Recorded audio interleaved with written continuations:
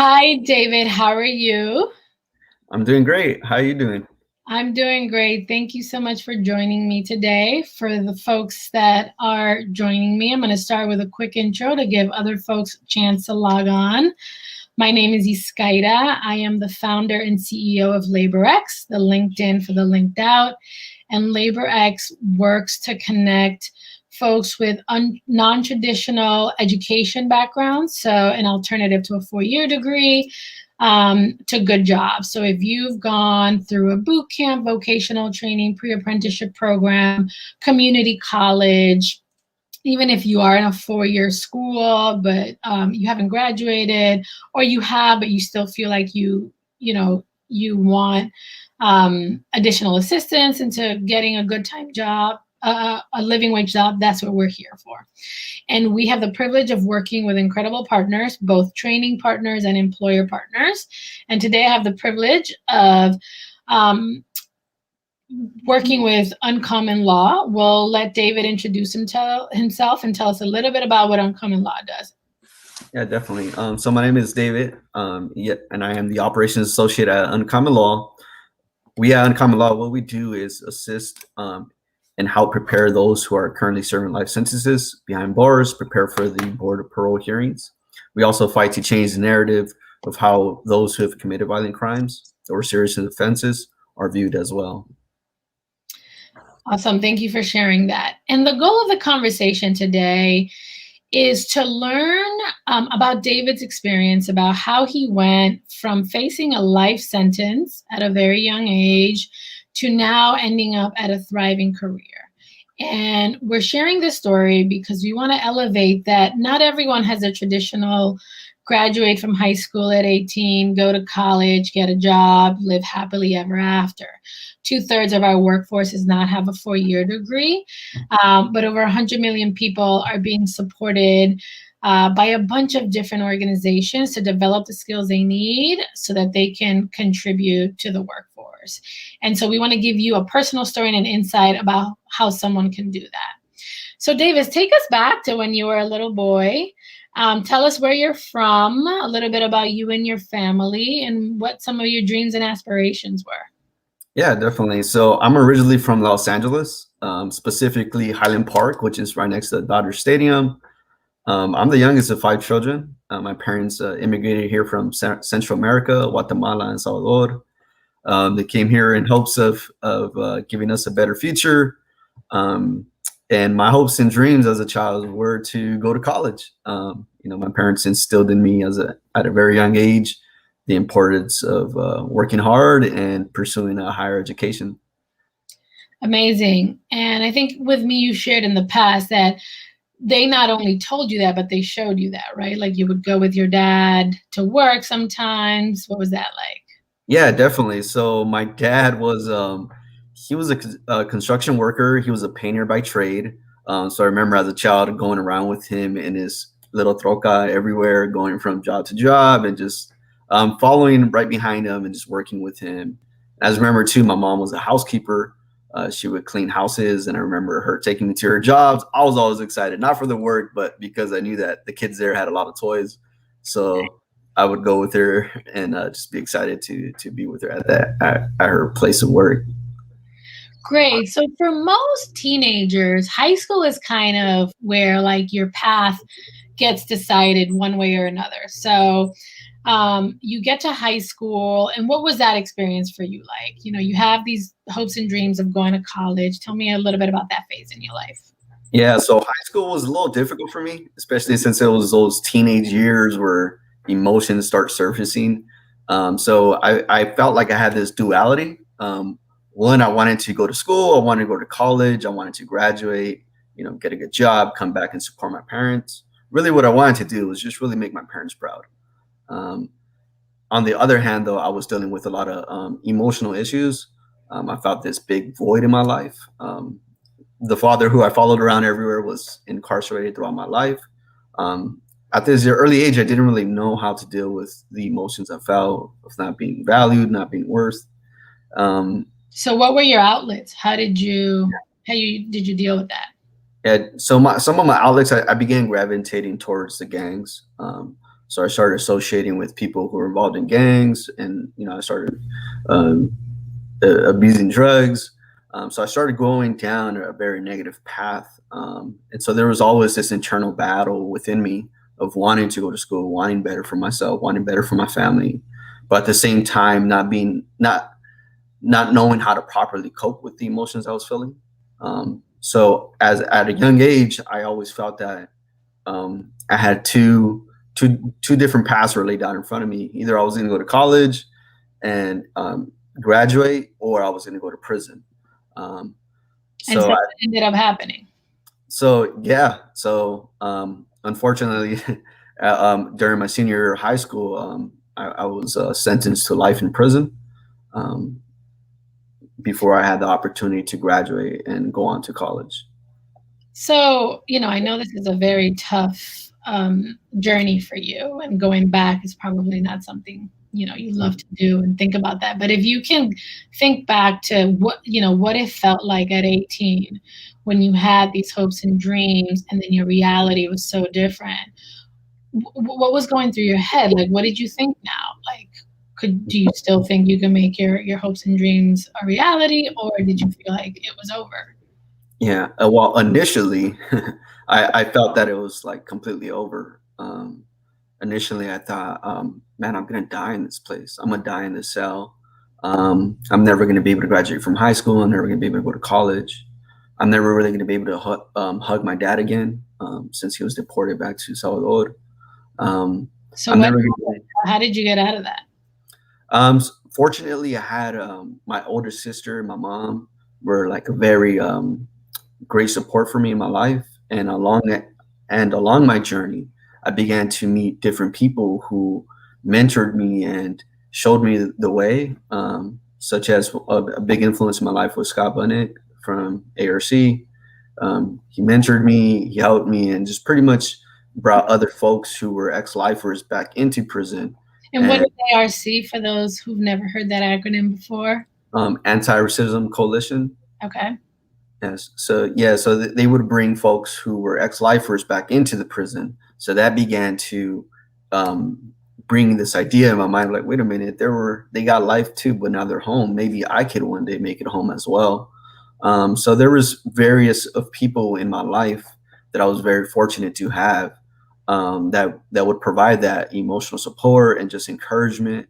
So I began to see hope. So that was the big shift. So having a community of people that still supported you, having hope for a better future was kind of the first thing.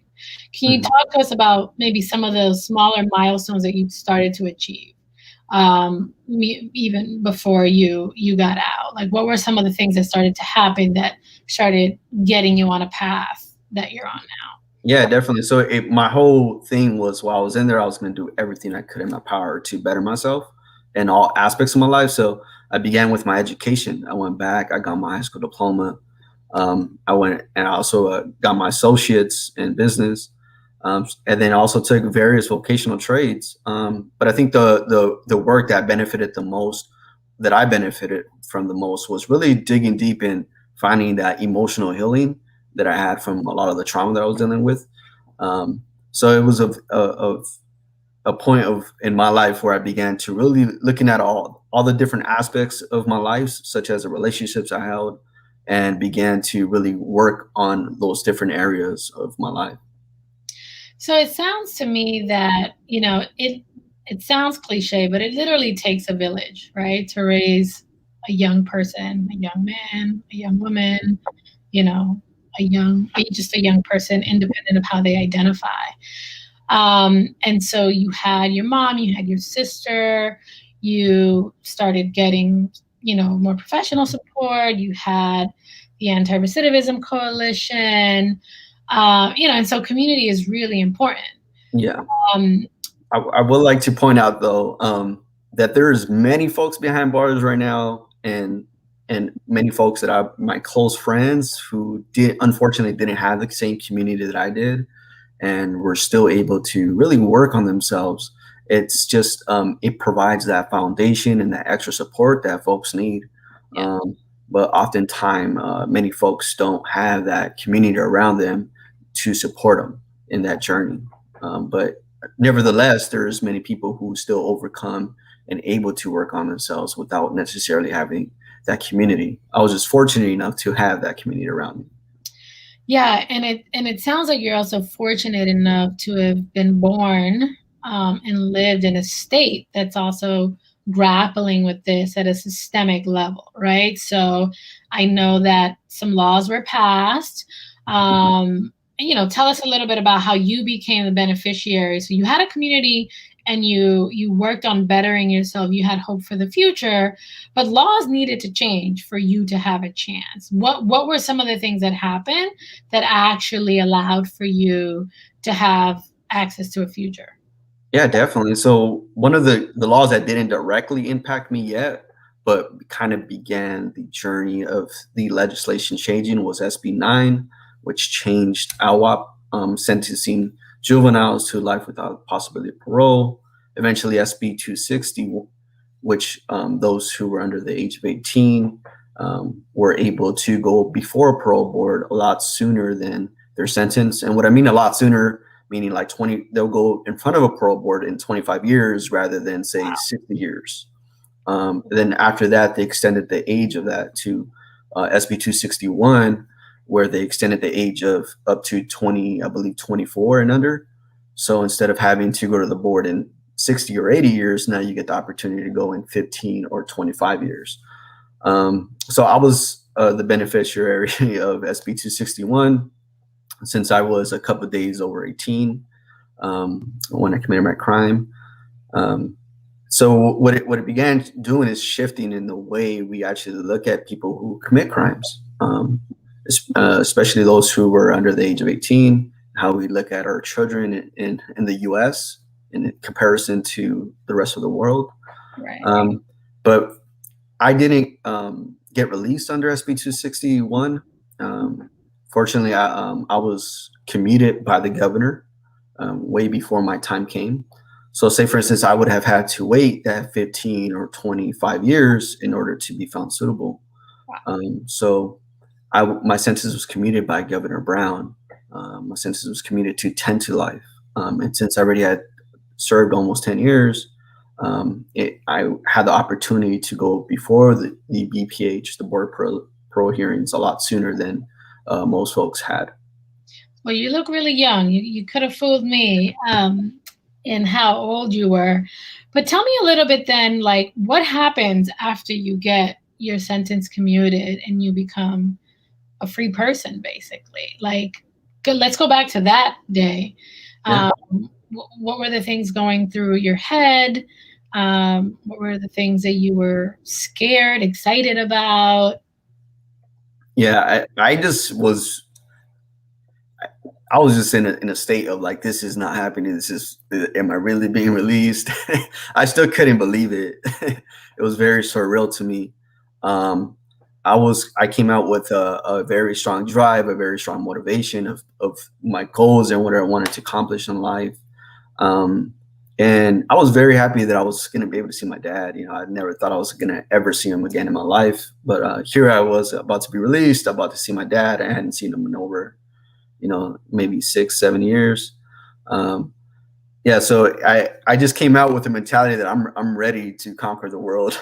I'm ready to help out, my community. So I came out with a very positive and motivated mentality of what I wanted to accomplish. So, you now are full of even more hope. You can see your future ahead of you. What are the first things you're thinking about? I mean, are you thinking about getting a job? Like, was that one of the first things you were thinking about, or were other things top of mind at that point? Yeah, so definitely. So before I went in, I never held a job before. So I never had a job prior to being incarcerated. So I did begin. So the two things I wanted to do was continue my education.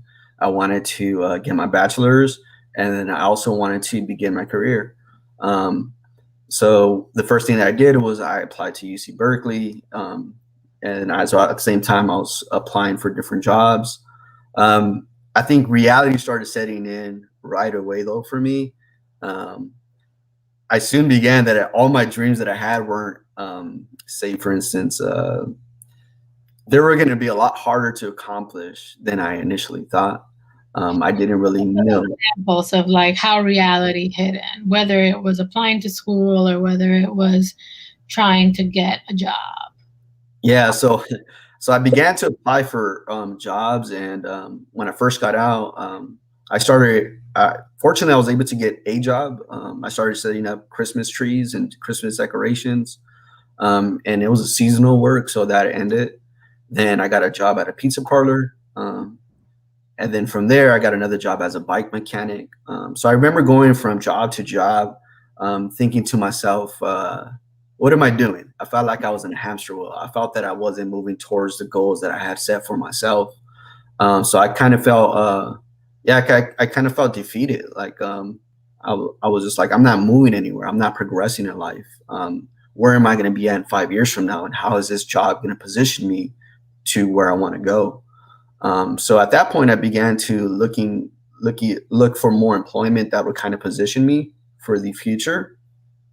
So I began to submit applications, and I began on this one specific job, this journey where one of my friends had connected me, and I began this interview process. And so this was a 2 months long process. I went to 4 different interviews, and in my mind, I had put all my eggs in this one job. And I remember going to the last interview, and I remember they put a Mac in front of me, a Mac laptop. And I remember having to do the test on that Mac laptop, but I had never used a Mac in my life. So I remember touching the screen of the Mac, thinking it was a touch screen. Expecting something to happen. Yeah, I thought it was a touch screen. And at that point, I kind of realized, and I seen the reaction that I wasn't. I left that last interview feeling like, yeah, I'm not going to get this job. So I remember the following day, I followed up, and they told me that they were giving me the position. And since I had put all my eggs in this one basket and invested so much time, I felt like completely defeated. So I remember the next day I was walking to a food bank at the city of San Francisco, the city college. So I remember I'm like, okay, things will get better. I'm just gonna go get some food at the food bank and then, re-strategize. So I'm walking to the food bank, and the food bank was gone. Oh my God. And I was like, oh, like, I think that just kind of brought all the emotions that I was filling out. So I just remember it was like 7:30 in the morning, sitting at the stairs of City College of San Francisco. And I remember just like, bawling my eyes out. And it wasn't the fact that they told me no about the position, but at that moment, I thought that I was inadequate to have that job or position, that I didn't have those skills that would allow me to get a job such as that. Yeah. And so what was your plan from there on, right? So clearly you must have done something because you ended up at an amazing organization, doing amazing work. What did you do from that, low point, right? It's like you didn't get this job that you really wanted.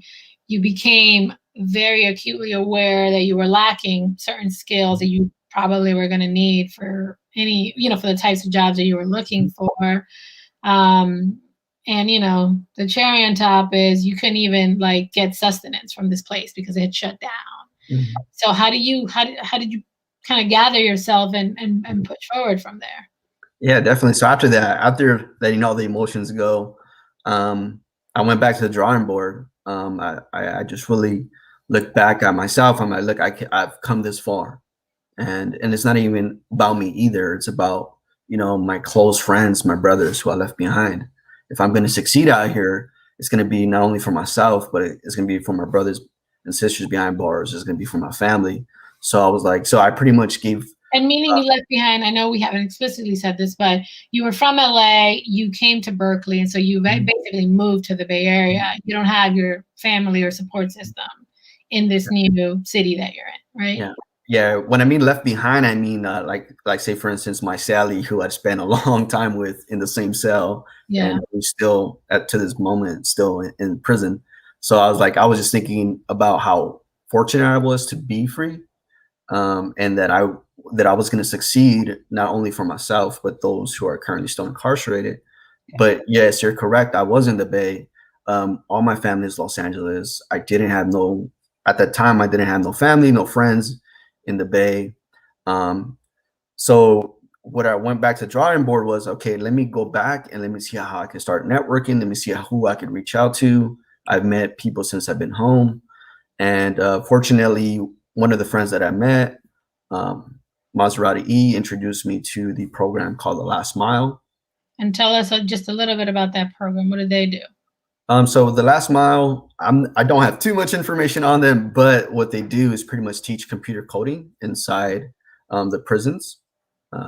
And so that's their program. They do computer coding behind prisons. Unfortunately, I wasn't in one of their prisons that they did computer coding at, but when I got out, network now. Yes, yes, definitely. But when I got out, one of my friends, Maserati E, had a friend at the Last Mile, and it's like, hey, want to come with me? I was like, sure, let's go. And fortunately, someone at the Last Mile became aware of a job opening at UnCommon Law for my position. They had received an email from our executive director, Keith Watley, and this person at the Last Mile encouraged me to apply. And I was like, there's no way I'm going to apply for this job. Like, I'm looking at their job description, I'm looking at their qualifications, and I was like, I'm just going to waste my time. Why am I going to apply?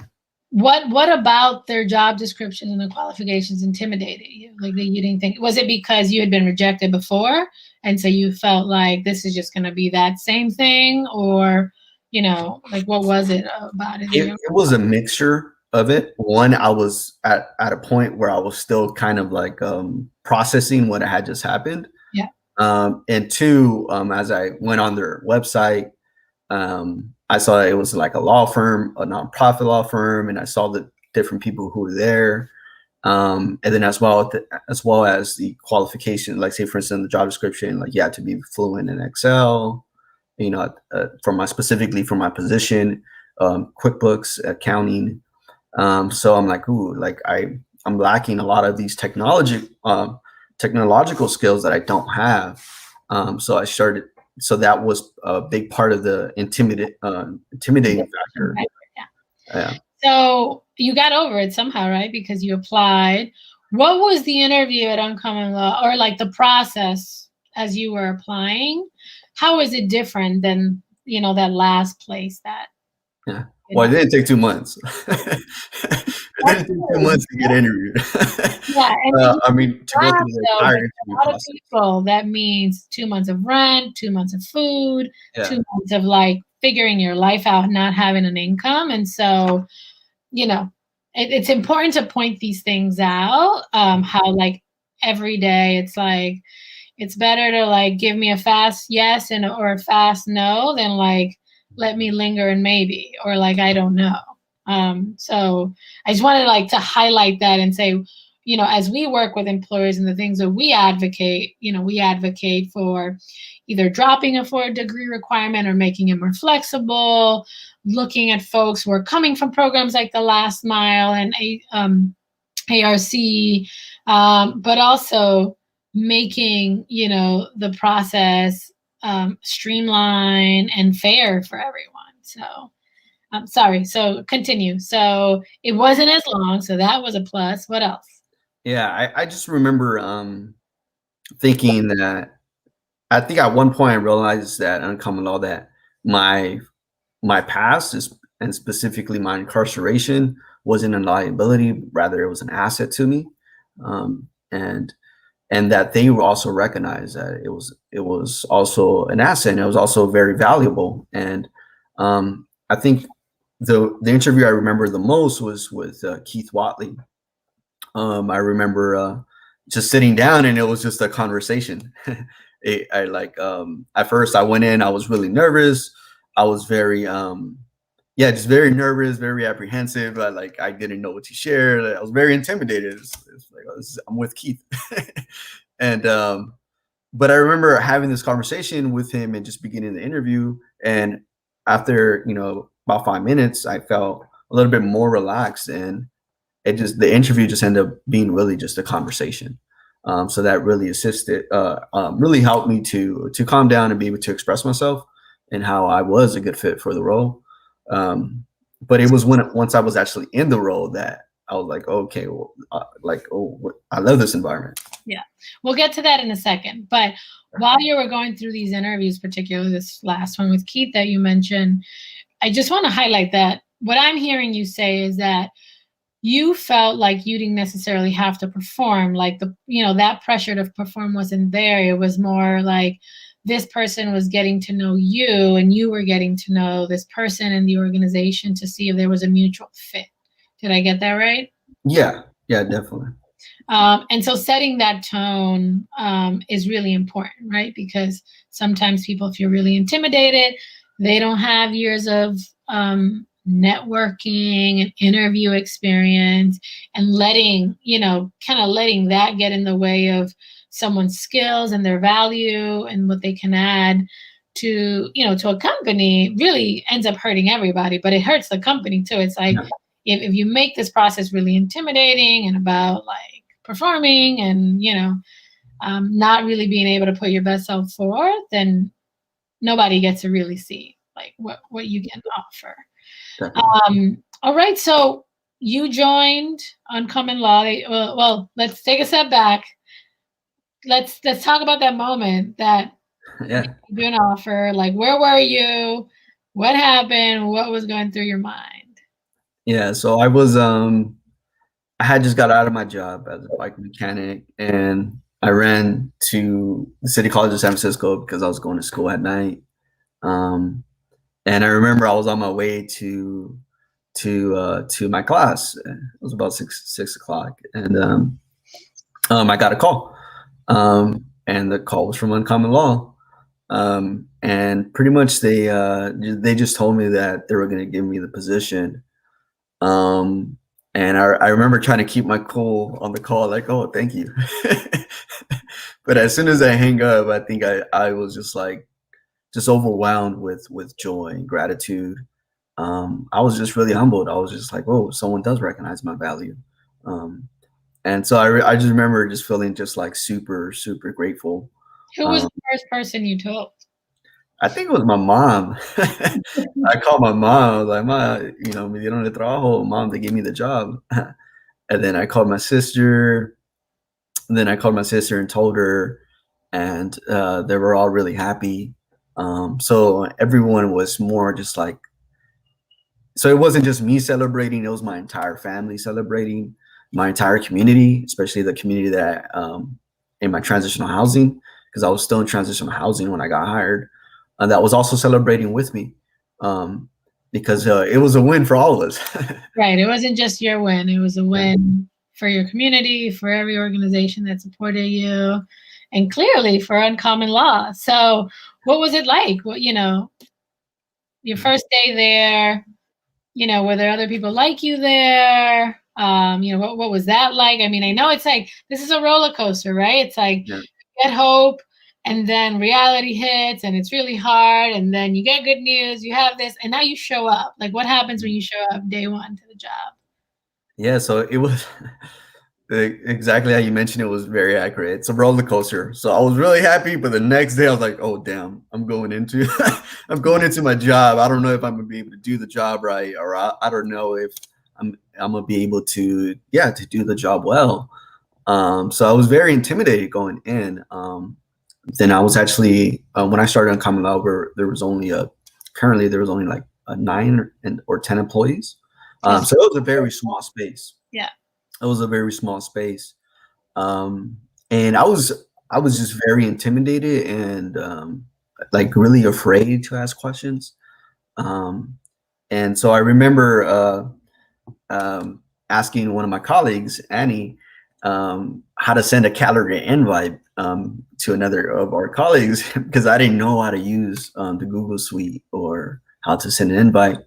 And it just took me a lot to ask, just because I didn't want to seem that like I was inadequate or that I wasn't going to be able to do the job. And I remember her being so kind and very just like, yeah, I'll help you out. Just like, so the way she responded, and the way that the org made it comfortable for me to be able to ask questions that I felt at the time that I should have known. It created an environment where I could learn. That's amazing. So you went in super intimidated, feeling like what people call imposter syndrome, right? Like, Yeah. I don't know if I deserve to be here. I don't know if I can do this. Clearly, they saw your value, your potential, and what you found was very different. That people were willing to, show you things, and that, Mhm. every day. Let me tell you, it might sound trivial, like the first time you see a Google Calendar, not knowing how to send a calendar invite. But the reality is, it's not really whether you know how to use Google Calendar, Google Suites, is how quickly can you learn to use something new, because the pace of technology changes really quickly. Mhm. Today it's Google Calendar, tomorrow is Zoom, Mhm. the day after is StreamYard, like all these new technologies Yeah. that are coming up. And Mhm. so you start to figure out, it's like, it's not whether like I know how to do this one specific thing. It's how quickly, like, do I have a growth mindset? Am I willing to learn? Am I willing, despite my apprehensions, ask for help? And so I think, those are things that I'm pretty sure they saw in you when you apply, that you were, willing to push yourself and improve and seek help when you needed, and obviously help others when you need it. Yeah. So I'm glad you mentioned that, because I do want to say something in relation to that. So then I recognize within my own self, like, wait a minute, I do have skills, and I'm able to do this. Not I know the technical or the hard skills yet, but being where I was at in the current environment that where I was at in prison, it required me to be very resourceful. It required me to take initiative to learn a lot of things that I learned. So there were some soft skills that I could transfer from being incarcerated to the workplace. And that's something that I think that's very important, that not only Uncommon Law should recognize, but that everyone else out there in different organizations should recognize that there's a lot of skills that and skills that and tools that people who are formerly incarcerated bring onto let's the talk table. about those. So you talked about resourcefulness. Like, clearly, when you're involved in the criminal justice system, you basically get everything taken away from you. And so you have to figure out how to be very resourceful. Mhm. You have to figure out how to advocate for yourself also, Mhm. right? Like, that's a skill that if you're not doing the research on, how to improve your situation, the system's not really necessarily like, you know, having your best interest in mind all the time. Like, oh, what can we do to, like, make sure Mhm. David sentences get commuted? Like, you have to be on top of Mhm. that, right? Things like, um, I'm sure. So tell us, what are some of the other skills also that you feel like you were able to translate, not just Mhm. like resourceful and advocating for yourself, but like what else? Yeah, I think a big thing is attitude. The attitude that folks bring. Um, they bring an attitude of like, I want to learn. I'm willing to learn. They also bring a character of resilience. Um, all jobs come with challenges, whether it's a learning challenge, whether it's a technical challenge, or whatever it might be. Um, f- Folks who are formerly incarcerated are resilient, and they they meet those challenges, as well as, yeah, very responsible too. They're as well have this character of like of responsibility. They're, in a sense, we're very self independent, and as well as very self disciplined, that we develop from the environment that we're in, that Right. contributes to our learning process out here. So instead of like I mentioned earlier, resourceful. Say for instance, if I have to figure out how to get this college book, but I don't have the money to buy this college book, how can I get this college book in my hands? Let me go ask around in the yard. Let me hustle some soups. Let me trade these soups for this college book.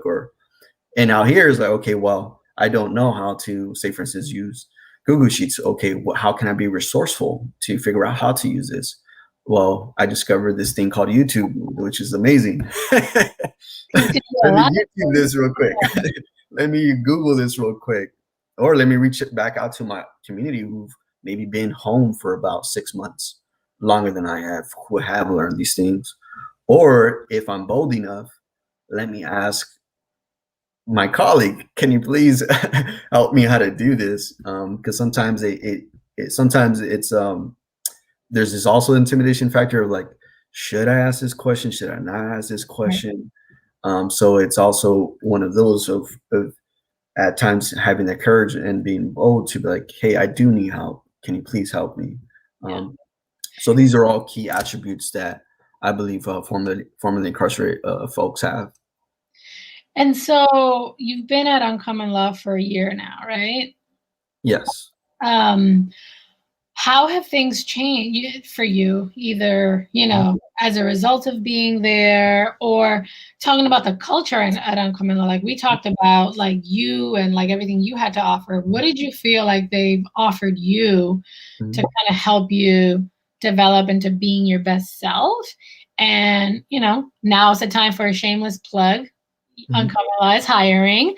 What would you say to other people who maybe haven't heard of an organization like UnCommon Law, right? Like we all hear about certain companies in the Bay Area, but we don't hear about others that are doing really important work.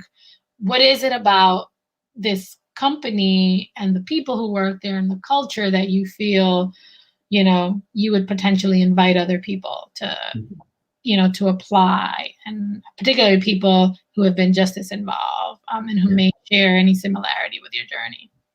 Yeah, definitely.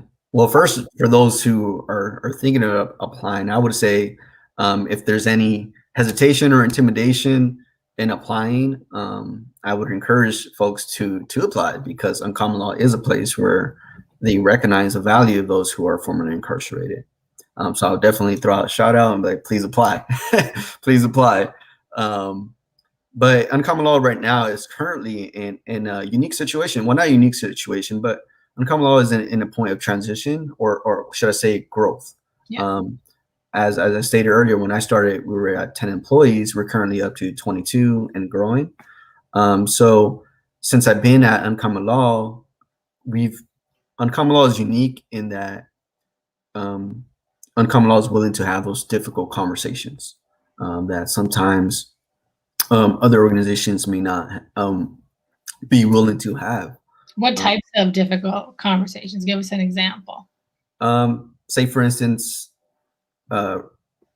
equity within the organization on all different levels, whether it's racial equity, whether it's formerly incarcerated equity.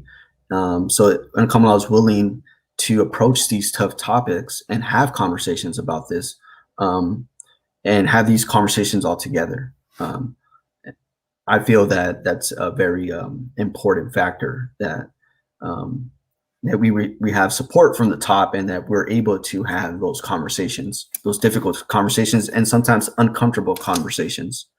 Currently, UnCommon Law, I think, as we're growing, and now that we're almost about 50% directly impacted by incarceration, and also like about 30% now formerly incarcerated, are actually higher now.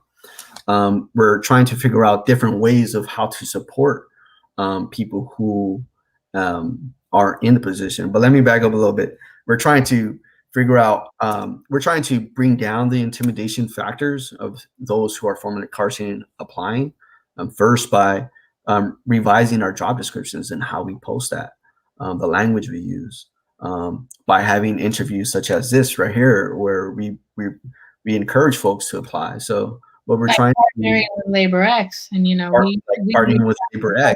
Yeah. Definitely. So these are the key things that we're trying to do to bring down the intimidation factor, and to also get the word out that to those communities that we see as well as valuable and assets.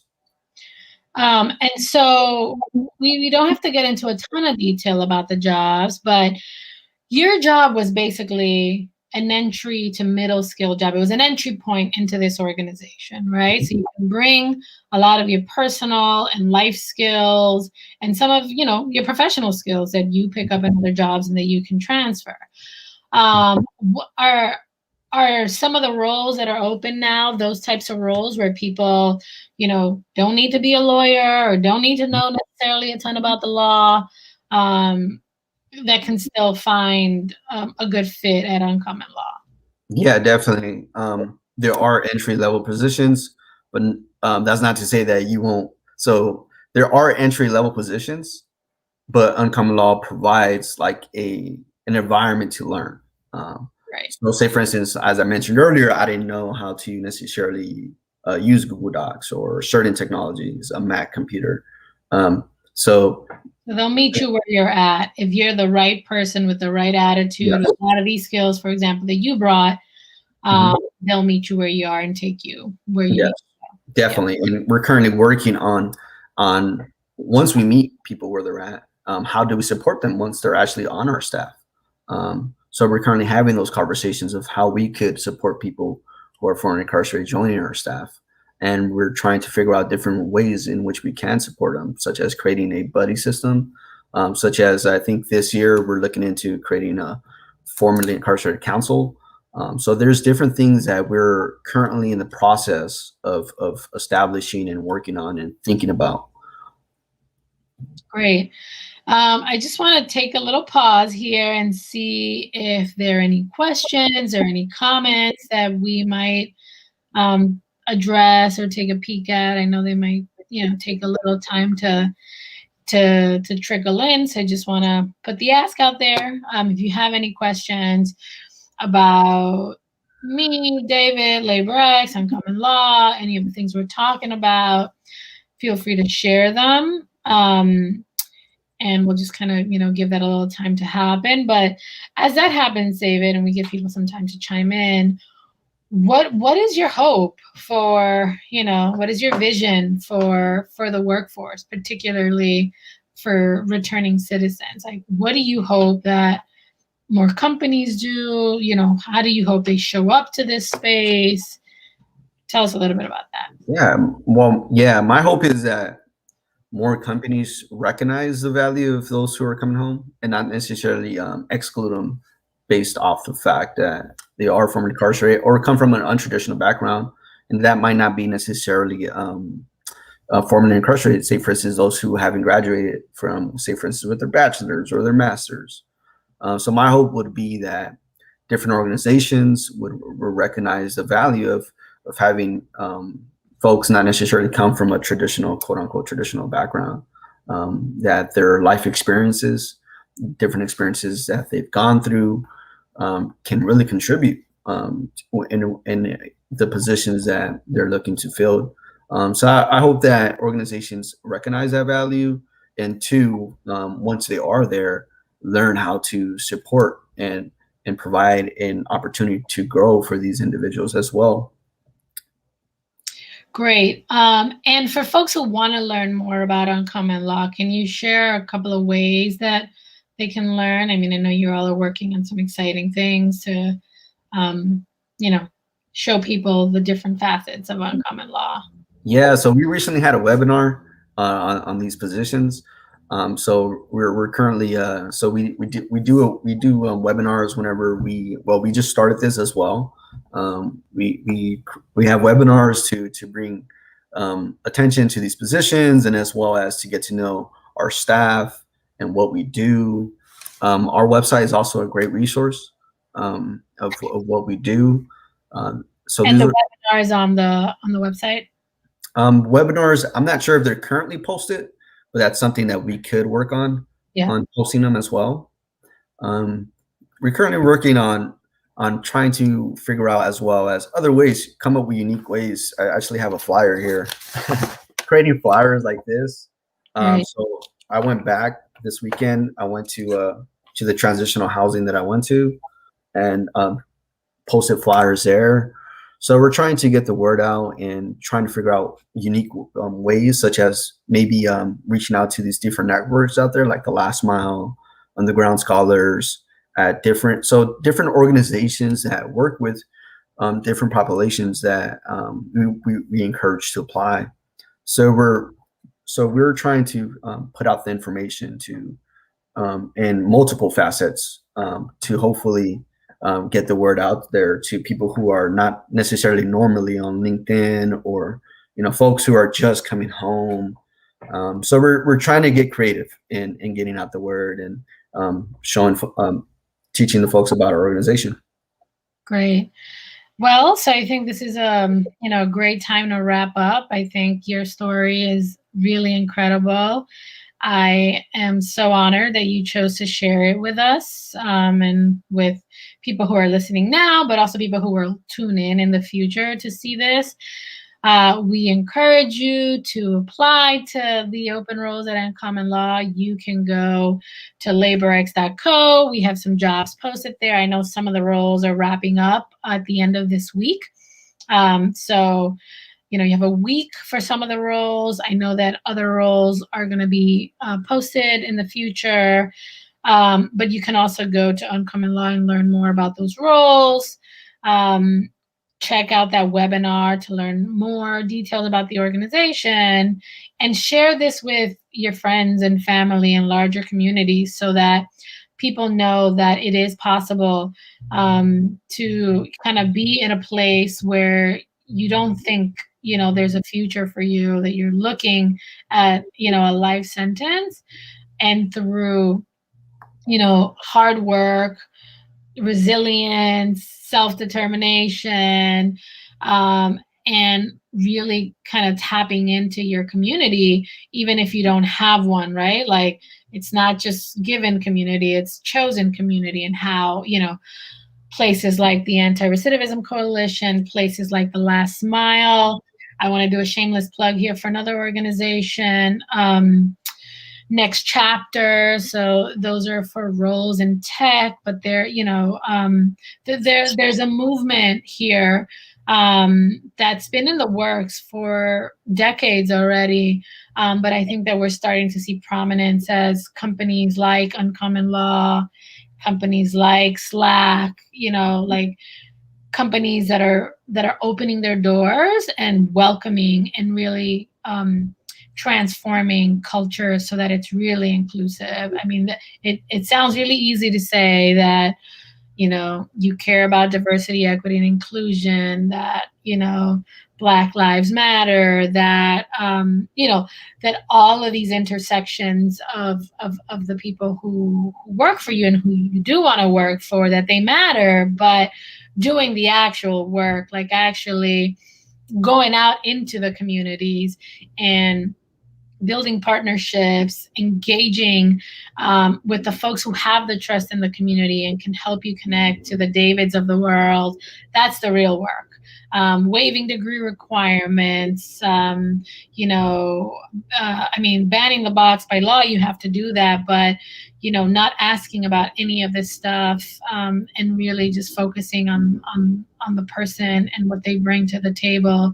Not only what my high school teacher used to call people focus on potential, but like kinetic energy, like what can people do today, but also what can they do tomorrow, and how can we play a role in that? That's the work. That's the real work.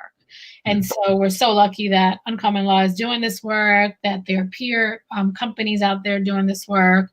But more importantly, that people like David, don't stop fighting.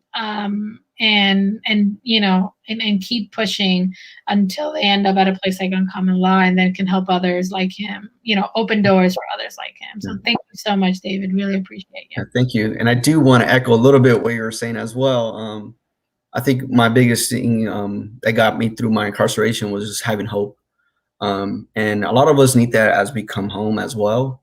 And transition, it's a very difficult thing to do, and it could be a roller coaster for folks coming home, especially after decades behind prison or a long time behind prison. So I just want to tell folks who are transitioning currently that there is hope, that there is a lot of organizations that are willing to help.